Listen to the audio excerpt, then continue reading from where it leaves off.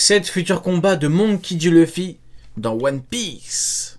Avec des pirates notoires jusqu'au défi lancé au redoutable corsaire et empereur, Luffy nous a prouvé maintes fois que sa détermination ne connaît aucune limite. Mais Luffy contre Akainu. On verra, combat plutôt intéressant. Parce que combat Luffy contre Akainu, pourquoi est-ce qu'il est intéressant? Parce qu'en fait, je me demande à quel moment est-ce que Akainu se prendrait la patate qui a mis KO Kizaru. Voilà, vous voyez. Tout début de combat. Enfin, en fait, faut regarder par rapport à Luffy. Est-ce que Luffy a envie de faire le clown? Est-ce que Luffy a envie de rigoler avec lui ou pas? S'il est très énervé, il va le taper direct, il va l'exterminer direct. S'il est pas trop chaud, qu'il a envie de rigoler un petit peu comme avec Kizaru. Voilà, Kizaru il l'avait pris, il l'avait jeté, il s'en foutait un petit peu.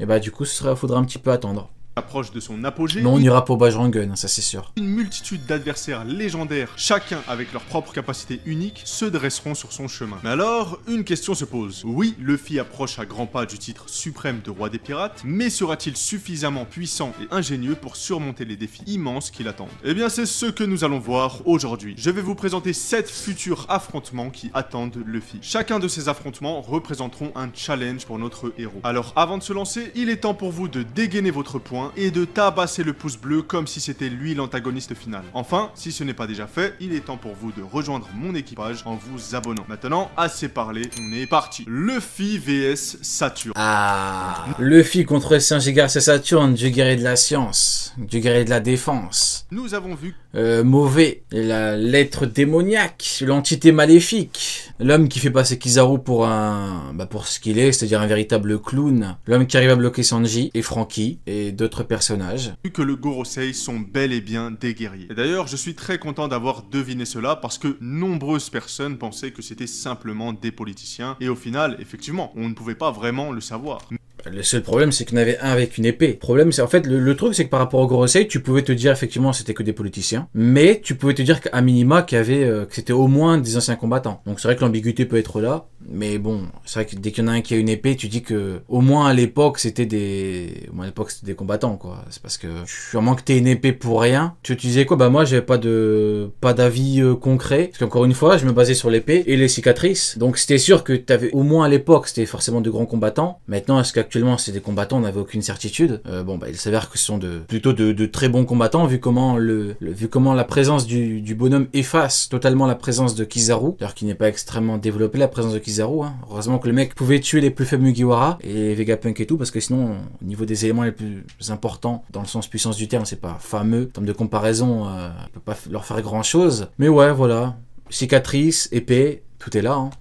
Mais maintenant, une question se pose. Quel est leur véritable niveau? Eh bien, l'affrontement de Saturne et Luffy va nous le montrer. Et cette situation a de grandes chances d'arriver puisque Saturne se rend à l'heure actuelle sur l'île Egghead. On peut donc penser qu'il ira simplement sur cette île pour désactiver le Séraphin, puisque je vous rappelle que c'est les membres du Gorosei qui ont la plus grande influence. Miroir abyssal. D'ailleurs, Kizaru, on attend toujours l'épée ténébrale, le miroir abyssal et quoi déjà? Miroir abyssal, épée ténébrale, les perles de corruption. Franchement, ils t'ont inventé des techniques. Oda, il voit ça, il pète un câble. Oda, tu lui montres épée ténébrale et tout. Oda, il regarde, il dit non. Le mec, il a perle de sagesse et ses coups de pied de Golemon. C'est tout. Il n'y a pas de Gamma Ray Burst. C'est quoi? C'est Gamma Ray Burst, la lumière la plus puissante de l'univers. Incroyable. Invention. Mais, vous l'aurez compris, Saturne, quand il va se rendre sur Egghead, il ne sera pas tout seul, puisque les Mugiwara sont déjà sur place. Ainsi, il y a de grandes chances que tout cela tourne au vinaigre. Donc, je vois bien Luffy s'interposer entre Saturne, qui veut tuer Vegapunk, et reprendre le commandement des Séraphins. Et cette situation serait très intéressante, puisque nous aurions un très beau parallèle avec l'arc Sabaody. Rappelez-vous, Luffy, dans cet arc, il en avait rien à carrer, il a donné la plus grosse golden à un dragon céleste. Donc, cette fois-ci, à la... Et d'ailleurs là, c'est Kuma qui s'apprête à mettre la patate à Saturne. Donc c'est vrai qu'on a un parallèle plutôt sympathique. C'est Saturne qui, a priori, va se manger la patate de Kuma. Maintenant, encore une fois, comme on l'a vu dans la Cross Guild, il peut très bien flopper. Donc Kuma, on l'aime bien, mais il s'avère que il peut flopper. Et s'il floppe, aïe aïe aïe. À la place de s'attaquer à un dragon céleste, Luffy s'attaquerait à quelqu'un... S'il flop, je ne vais pas retenir mes mots. Parce que il m'arrive de retenir mes mots de temps en temps. Quand des personnages ont beaucoup souffert, comme Pumba, je me dis bon, allez, c'est bon, ça va. Et là, si tu flop, rien ne pourra me retenir. Qu'un d'encore plus important, un membre du Gorosei. Des membres qui, je vous le rappelle, ont la possibilité, ah, il est là, Garling, s'ils le souhaitent, d'exécuter des dragons célestes. Et maintenant, reste une autre question, quelle sera l'issue? Il est là, le méchant. Encore un personnage qui peut exterminer l'horrible Mid à tout moment. Moi, si j'étais un fan de Mid, fan dans le sens pro-Mid du terme, si j'étais un pro-Mid, je ne dormirais pas tranquille. Parce que le très grand Garling Garland peut le croiser à tout moment. Imaginons un scénario comme ça. Imaginons que la Cross Guild décide, comme des débiles, bon en même temps ce sont déjà des débiles, mais comme des débiles, de mettre des primes sur les Tenrobito. Boum, qui voit ça? Garling. Il part là-bas, il extermine qui? L'horrible Mid. Ça va vite, hein, les mecs, hein. Ça va très très vite, hein. Faut pas croire que... Bon. Eh bien, pour moi, je pense déjà que ce combat sera expéditif. Dans le sens où je vois mal Luffy perdre contre Saturne ou se faire malmener par lui. Donc, je le vois un peu galérer au début, mais à la fin, il réussira à se débarrasser de Saturne, ou du moins, dans le meilleur des cas, le combat sera interrompu. Néanmoins, ce qui sera intéressant avec ce combat, c'est que l'on pourra peut-être voir les pouvoirs mythiques de Saturne. Et bien sûr, comme je vous le disais, ce combat, il sera sûrement interrompu, puisqu'il y a également 100 navires de guerre qui sont en direction d'Egghead, et donc ça risque d'être le bordel partout, et il n'y aura pas réellement d'affrontement 1v1. Luffy vs Loki. S'il y a bien une chose dont je suis convaincu, c'est qu'il y aura un arc... L'horrible Loki qui pourra affronter Luffy. Pourquoi? Tout simplement parce qu'il y a énormément d'éléments à développer sur cette île. On a déjà les géants en général, d'où viennent-ils, quelle est leur culture. On a aussi le développement de pourquoi Elbaf est considérée comme la nation la plus puissante du monde. Et enfin, on a plein d'histoires annexes. Ouais, c'est fou ça. Elbaf, c'est le pays le plus fort du monde. Qui connaît les géants? Qui est-ce que les géants appellent mon frère? Shanks. On vous a dit que c'était le GOAT, hein. Ça fait des années qu'on dit que Shanks c'est le GOAT.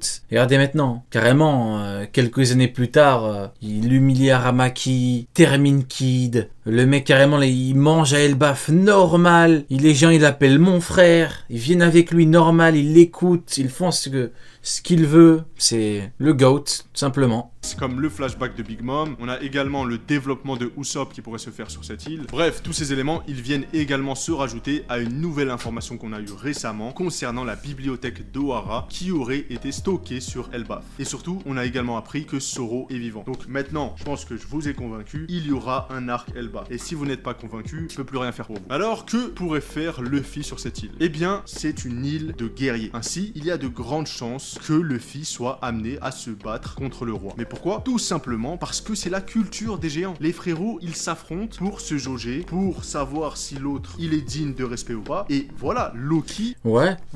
Mais le problème, c'est que Luffy est trop fort. Donc, est-ce qu'il y aura vraiment du challenge? Est-ce qu'il y aurait vraiment une utilité? Ça reviendrait juste à voir Luffy, avoir un Yonko tabasser le prince des géants, quoi. Donc, ce serait dommage pour les géants, mais bon. C'est le roi. Surtout qu'imaginons, il est présenté comme étant le meilleur de leurs guerriers. Vous voyez, c'est le géant le plus fort du monde et tout. Vous voyez, vous imaginez si Luffy le tabasse? Ce serait dommage pour eux, hein.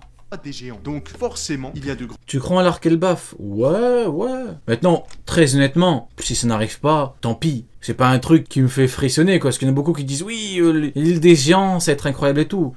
Peut-être. Tu peux mettre une autre île, voilà.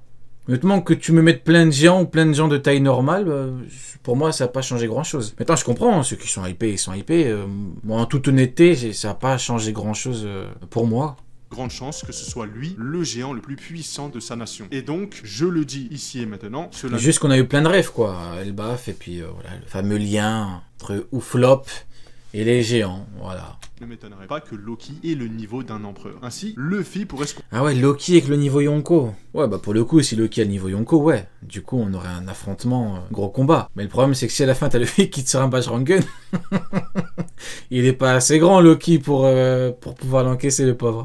Confronté à lui dans un combat traditionnel. Ah, le problème de Luffy, là, c'est le Bajrangun. Le Bajrangun, c'est trop cheaté. un combat de gladiateurs. Non pas par haine, mais bien par respect pour sa culture. Et qu'est-ce que ce combat apporterait? Eh bien, tout simplement déjà de voir un géant à son plein potentiel. Ouais, la ref Jormungandr. Ouais, la ref de fou, putain, ça date, hein, 1 an et demi. Jormungandr, je sais pas s'il y en a qui étaient là à l'époque. Ça me rappelle de très bons souvenirs. On les a jamais vus se battre réellement à pleine puissance. Le et fameux surtout, serpent. également en apprendre plus sur ce fameux serpent rouge sang dont on Et là, les serpents russants.